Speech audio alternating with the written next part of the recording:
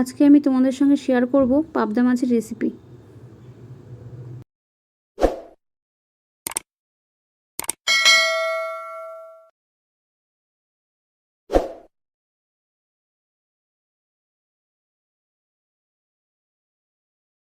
তো মাছগুলো ধুয়ে নিয়েছি ভালো করে, আর মাছের মধ্যে দিয়ে দিয়েছি নুন, হলুদ আর সর্ষের তেল।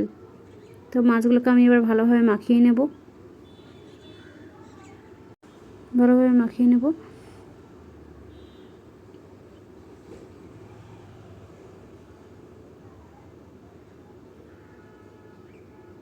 তো আমার কিন্তু মাখানো হয়ে গেছে।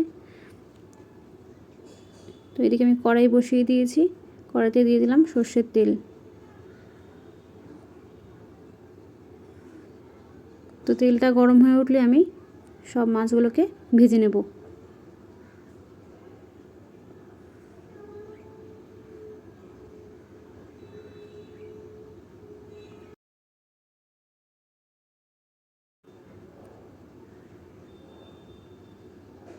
দেখো সব মাছ আমার ভাজা হয়ে গেছে।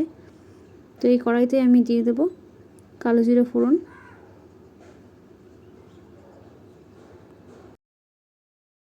দিয়ে দেবো দুটো কাঁচা লঙ্কা চিড়ে, এখানে দিয়ে দেবো হলুদ গুঁড়ো,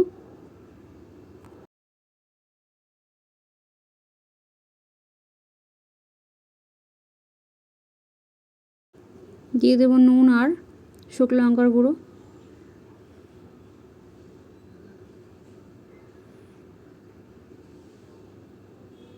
এদিকে আমি পোস্তটা বেটে রেখেছিলাম, তো পোস্তটা আমি দিয়ে দিলাম।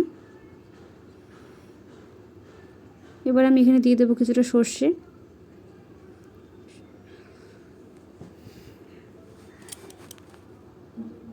তো আমি পোস্তর যে বাটিটা রেখেছিলাম সেই বাটি ধোয়া জলটাও আমি দিয়ে দিলাম।